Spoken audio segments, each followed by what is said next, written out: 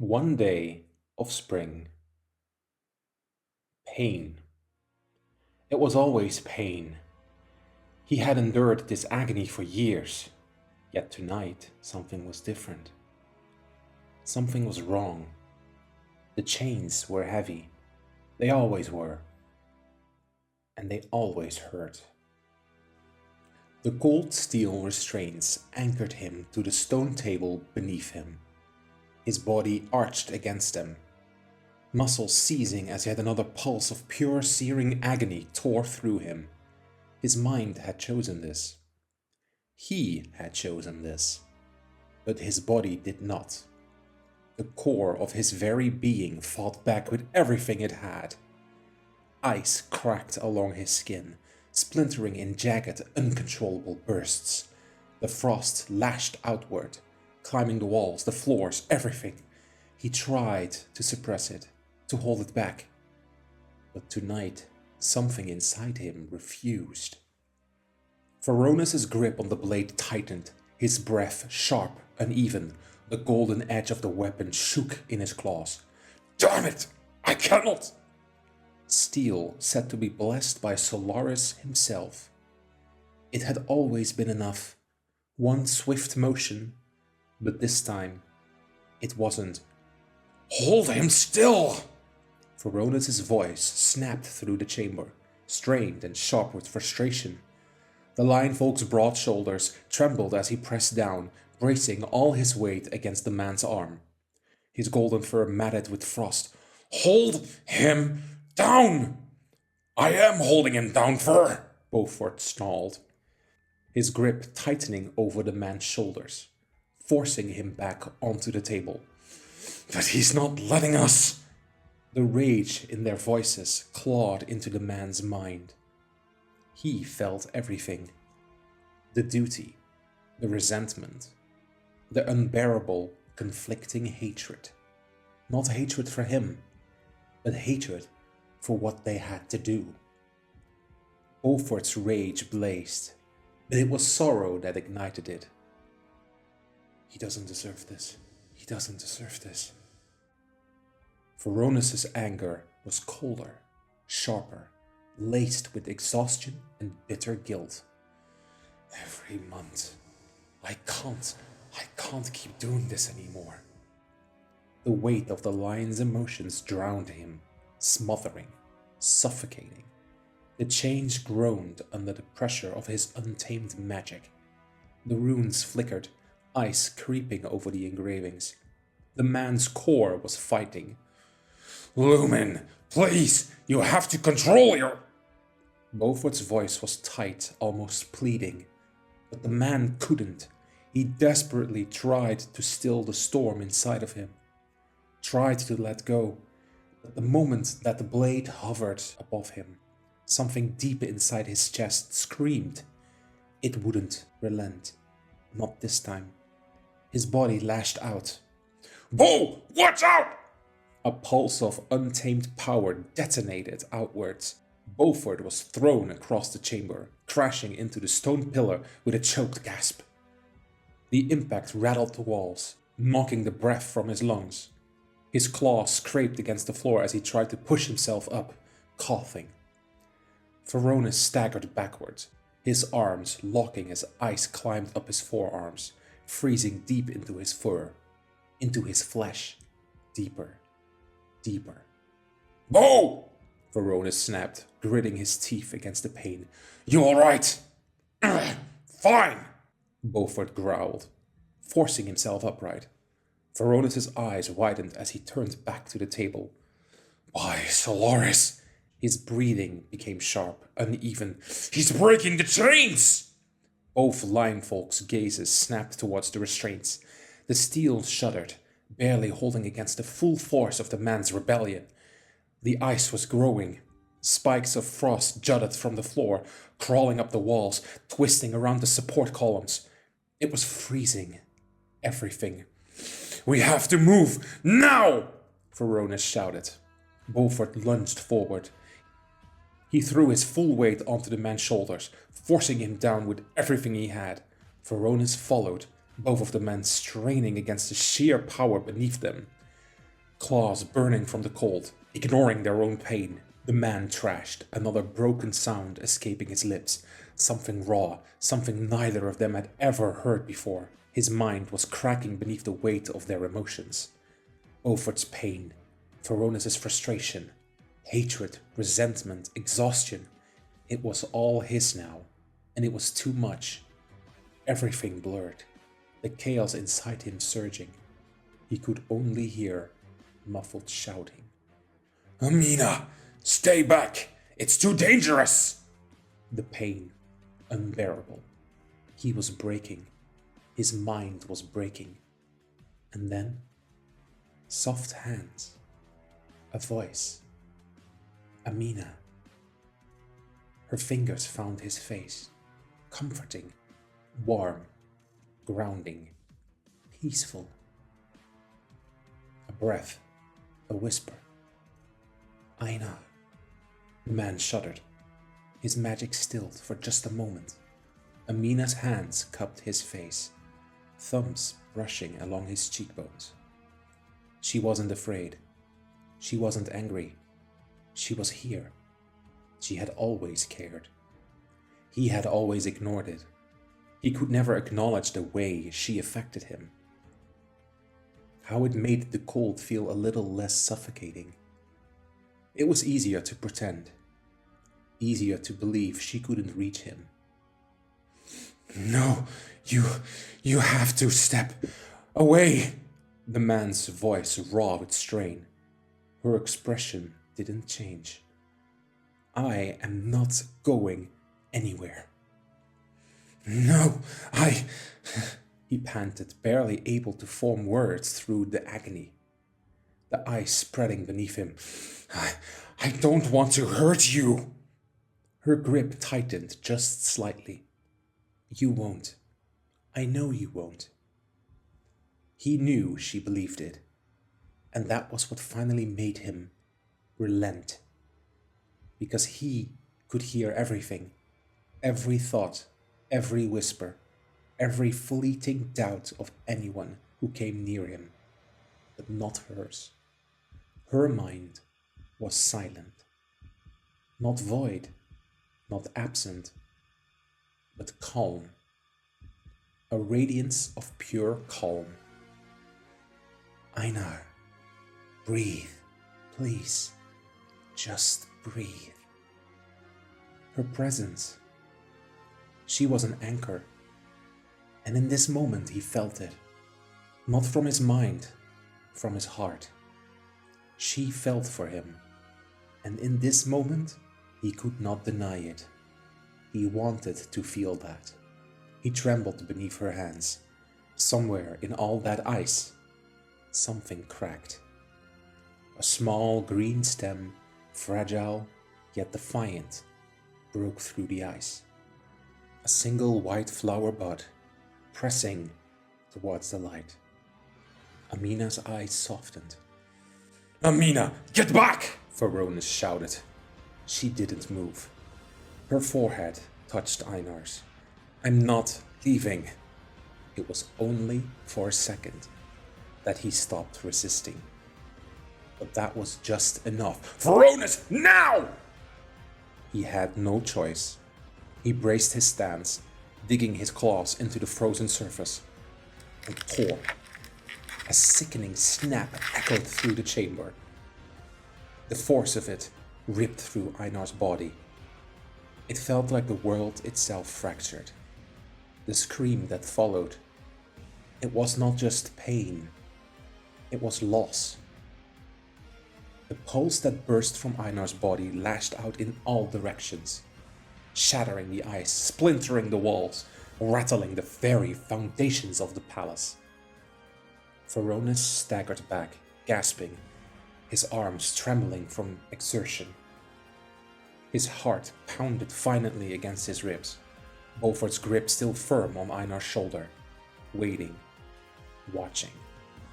As the last of his resistance faded, Einar's body went limp. He had no breath left to scream. His vision blurred, the chamber spinning. The last thing that he saw was Amina. still holding his face, still whispering his name. And then darkness.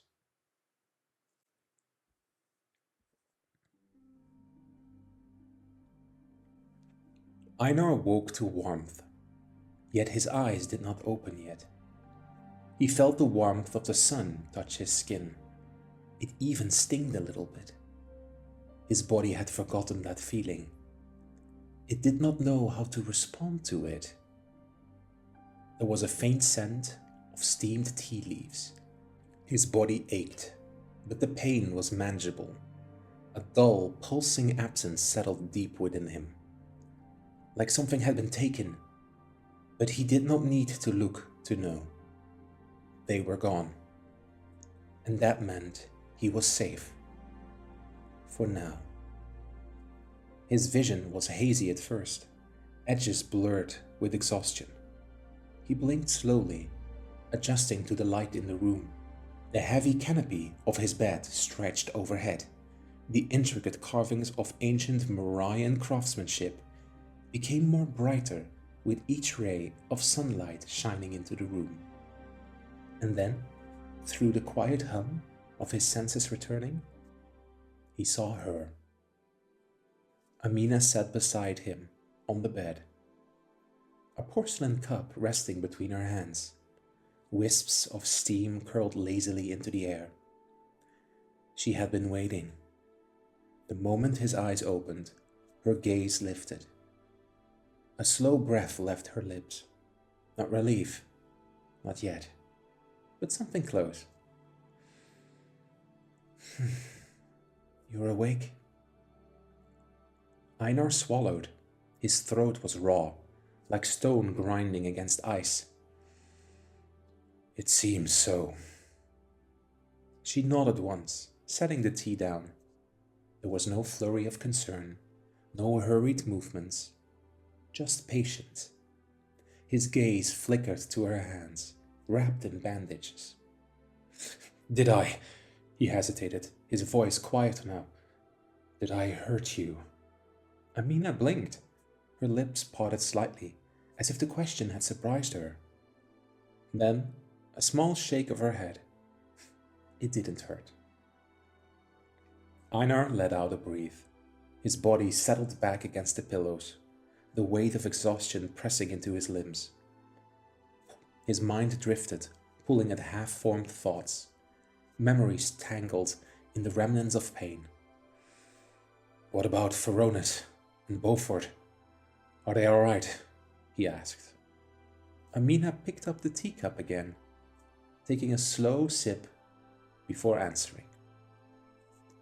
They completed the ritual, and they carried you here, she murmured. Einar stilled. They... His voice wavered for a fraction of a second, the disbelief creeping in. They did it without me? Amina met his gaze, unwavering. It's done, Einar. A flicker of something hollow twisted inside him. His duty. His responsibility. The ritual had never been theirs to bear. It had always been his. A dull ache settled into his chest. Not from pain, from shame. Shame that they had suffered the weight of that ritual in his place. Amina must have seen it. The way his expression shifted. The way his fingers curled slightly against the blankets. Because she spoke before he could. It's all taken care of, she said softly. Rest. Einar exhaled, his shoulders loosening. He wanted to protest, wanted to say something about how it was his burden, his to endure, his to keep buried in the ice, where they belonged. But she didn't look away, and for once neither did he. The silence between them was different than before. Not heavy, not suffocating, just quiet. And then Amina tilted her head slightly, a smirk flickering at the corners of her lips. She mused, setting her cup aside. I knew you were a blonde too. Einar frowned, caught off guard. What? She gestured vaguely towards his head. It suits you. For the first time, Einar noticed the weight in his limbs, the air around him, the strange absence of cold. And then, the color.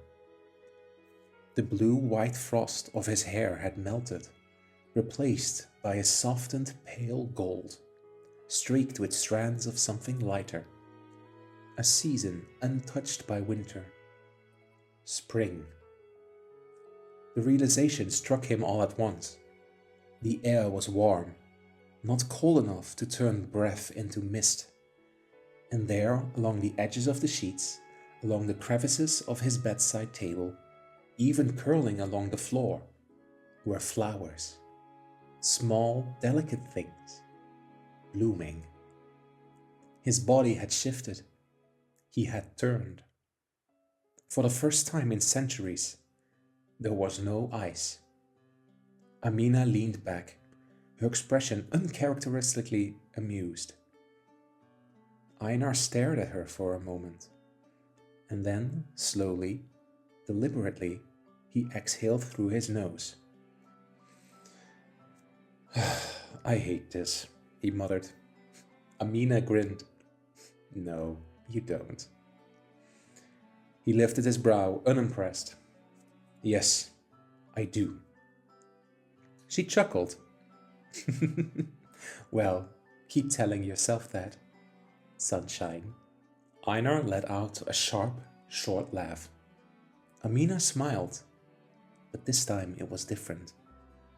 She wasn't teasing anymore. Her eyes softened, lingering on him in a way that made his breath catch. The silence between them stretched, not empty, not heavy, but expectant. Einar had always been able to hear the thoughts of others around him. A curse, a burden he had never been able to silence. But with her, nothing. Only warmth, only quiet. She was the only thing that had never pulled at his mind. But now, he felt different. He felt something. The way she looked at him, not with fear, not with reverence, but with something else, something certain. And for the first time in centuries, he wanted to stay in this warmth, in this moment, in the place where the ice had melted and something else had taken root, something he could not deny.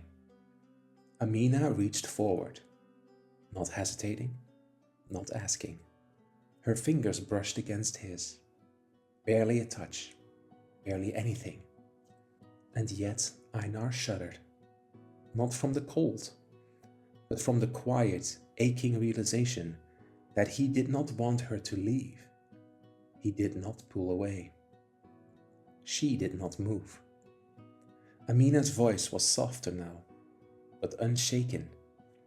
What do you want to do today, Einar? The question lingered between them. Einar had never been the one to ask himself such things. What he wanted never mattered. There had always been the cold, the chains of responsibility wrapped so tightly around him that he had long since forgotten what it meant to desire something for himself. But today was warm. The ice had retreated. His body was light. The frost had melted, even if only for a moment. Amina shifted slightly, her fingers still resting against his. She had not pulled away. She never pulled away.